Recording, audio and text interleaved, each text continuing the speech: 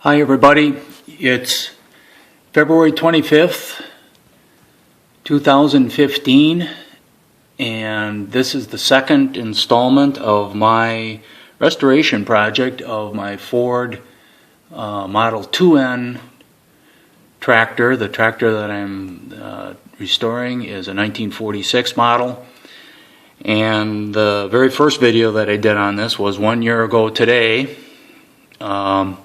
And the temperature outside in Wisconsin was 0 then, and it's 0 today, so not much has changed. We're pretty consistent with everything here in Wisconsin, I guess. I have made pretty significant progress with the tractor over the past year. I don't really work on it all the time. I work on it in my spare time. And this is not a video about how to necessarily do things. But this is more of a video to chronicle my progress over the life of the project. So, to get started, as you can see, the tractor as it sits right now, I've got a good portion of the paint off. I wire brushed all the paint off, and that's a job, but I wanted to get it right down to bare metal. As you can see, the engine has been attached to the chassis. In the last video I talked about the rebuilding of the engine, and it's completely rebuilt top to bottom. Everything is that I could do on it was done. Getting real anxious for this to hear it run. Next, I went and serviced the entire rear end of the tractor. What that involved was to essentially pull out the axles and replace the brakes, inspect the wheel bearings, replace the seals, and so on and so forth. So let me talk to you a little bit about that. In order to get this, I started on the left side of the tractor. And in order to get the axle out, you take these bolts out right here and break this seal loose, and this whole assembly will come out, including the brake pedal right here. This all comes out as one unit. It's kind of heavy, so you got to really be careful with it. But when you pull that out, then there's another series of bolts behind here, and that's how you get the back pan of the brake assembly off. So anyway, I pulled all of that out. And if you think about how these tractors work, there's this cavity here, and this cavity here. They all share the fluid for the hydraulics and the lubrication for the transmission and the lubrication for the differential.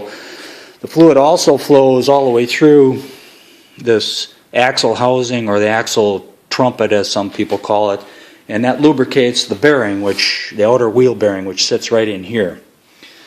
So before I even pulled this apart, when the tractor was still running, I was careful to note whether or not the seals were leaking on the rear end of the tractor, because I knew that was going to be a project to get at those seals, and I'll talk to you about that in a second. But anyway, they weren't leaking, or at least not that I could tell, and when I pulled the brakes apart, I confirmed that there wasn't any real oil in there. So they may have been replaced at one time or another over the life of the tractor. But nonetheless, once you get the axles out, you now have access to the main wheel bearing. And also, in order to get at that outer seal, you have to take that main wheel bearing off. And the wheel bearing itself is attached with a collar that's press fit over the axle. And when I say press fit, it's a very, very tight fit. In order to get that collar off, you have to, there's several methods, but one method is to drill a series of holes in it and break it loose essentially destroy it with a chisel or something. You can break it, and then you also have to, possibly the main bearing, outer wheel bearing will come off, maybe it won't. You might have to do the same with that in order to get it off. And then at that point you can get at the outer seal Well, once I had this off, I looked at the bearing. The bearing seemed perfectly fine, and the outer seal, like I said, wasn't really leaking, so I decided to leave all of that alone because it's a real project to do that. I'm not sure I have I certainly don't have a torch, an acetylene torch, to heat a new collar up to get it back on, so I left that alone. And instead, I decided to put what they call sure seals in, and this is something they recommend. Even if you change that outer seal, they recommend that you put sure seals on the tractor. The sure seal sits on the inner portion of the wheel bearing, and essentially it's a little sheet metal casting with a neoprene washer in it, and you slide that over the axle and tap it into place. Now, when you put a sure seal in, of course, now you don't have lubrication anymore from the shared fluid. So you have to make sure that you pack that wheel bearing really, really well with axle grease. And you got to get it down into all of the races and everything, any nook and cranny, so that, because that's the only lubrication that it's going to get unless the sure seal fails. So I did that, got that sure seal on, and rebuilt the brakes, put new pads in, and freed up all of the mechanisms. Right here is the brake adjuster. That brake adjuster was froze. It didn't work at all. I worked at it for several days with WD-40 and whatever to get that broke free and loose. This right here is the brake pedal, and that really, it's very simple. These aren't hydraulic brakes, they're mechanical brakes. There's a little cam attached to the brake pedal, and that cam essentially expands the brakes when you push down on it. It's exactly the same method as they used on the old Model A cars. I mean, it's almost identical. So that's all freed up. Putting it back together, you just simply slide the axle back in, and you've got gaskets here. There's another gasket on the outside. Now, before I did that, by the way, I did pull off the trumpet. And the reason I did that is twofold. You can, if you pull off the left side, you can get at the differential, which sits in here. And in the differential, you can pull right out. There's no bolts or anything holding that in there. And I wanted to inspect that differential for wear. And also the inner wheel bearings or inner axle bearings are on that differential. So I decided to pull it out and take a look at it. It also gives you an opportunity to clean this cavity up. There's oil and sludge and everything else in there. And also, by pulling the trumpet off, that gives you an opportunity to put new gaskets on this 3-point hitch assembly right here, this little stud.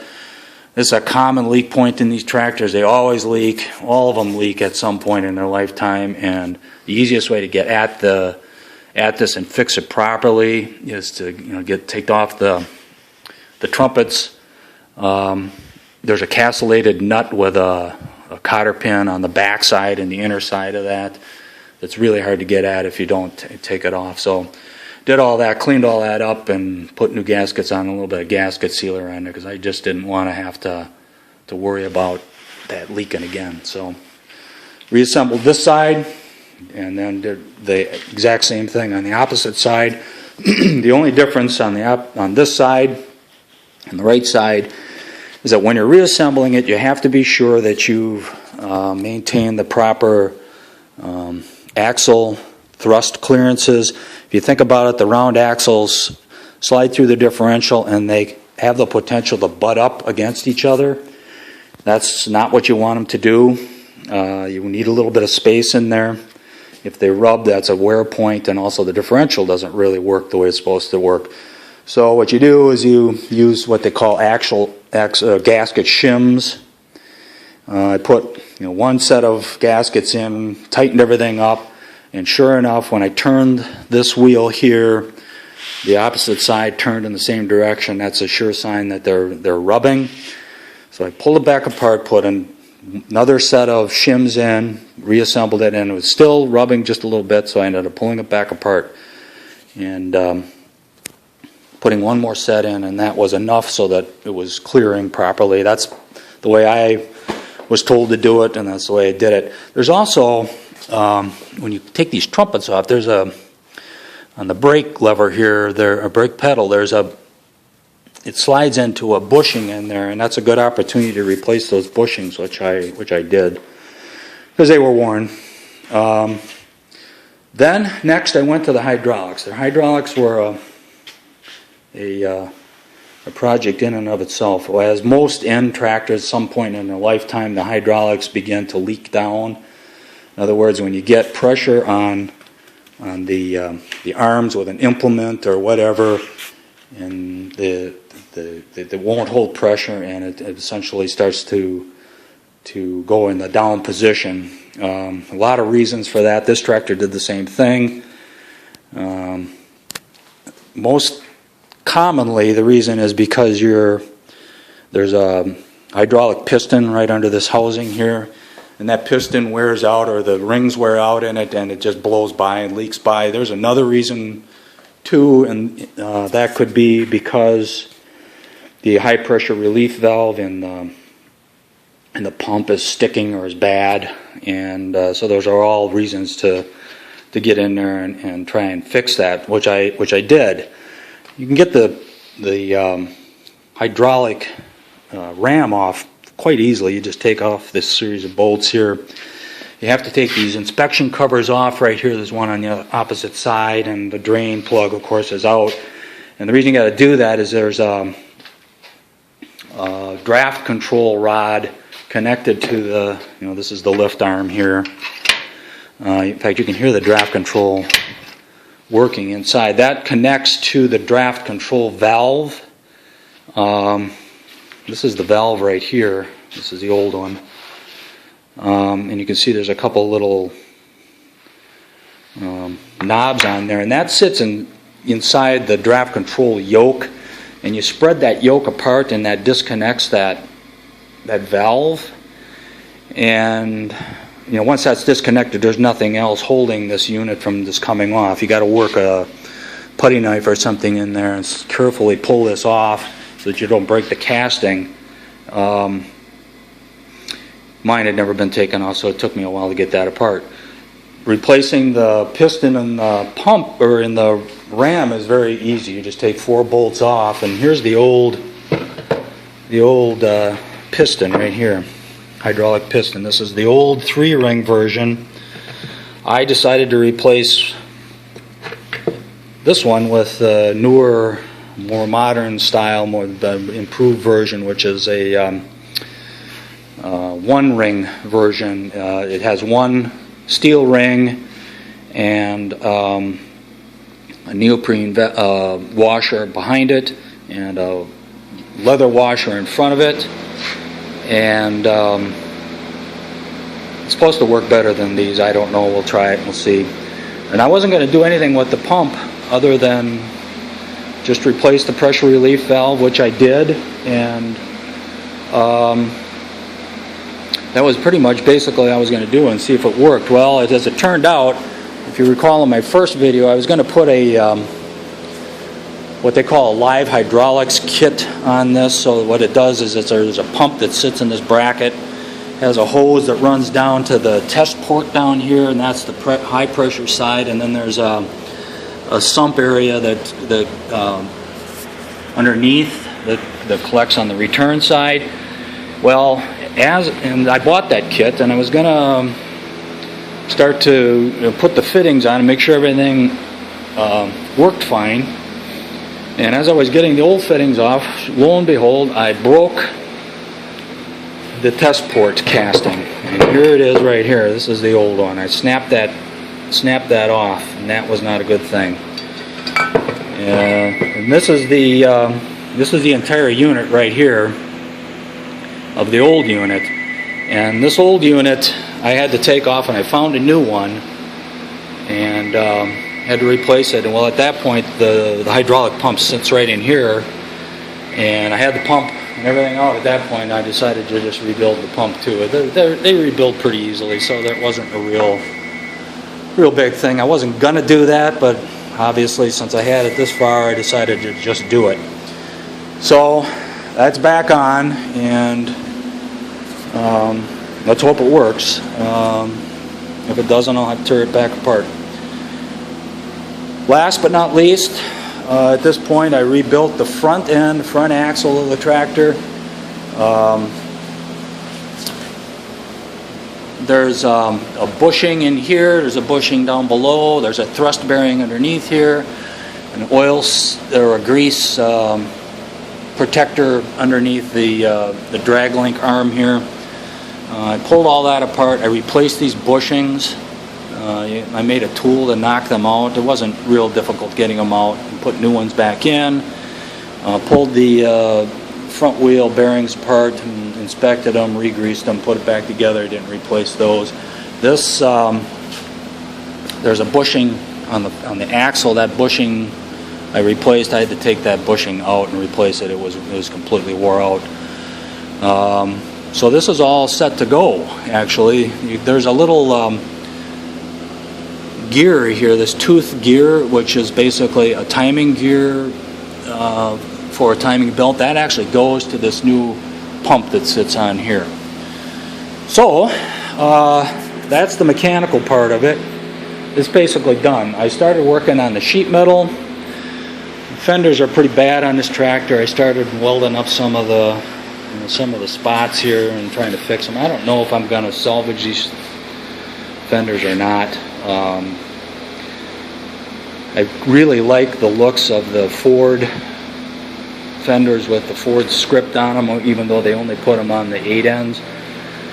I might bite the bullet and buy a new set with that Ford script on it. It's not original to the tractor, but they sure do look nice. So I don't know. I'm going to try and fix this one up, and needed a lot of pounding out. I've got a hammer and dolly set here. I pounded out all of the dents, and right now, like I said, I was just welding up all the extra holes, and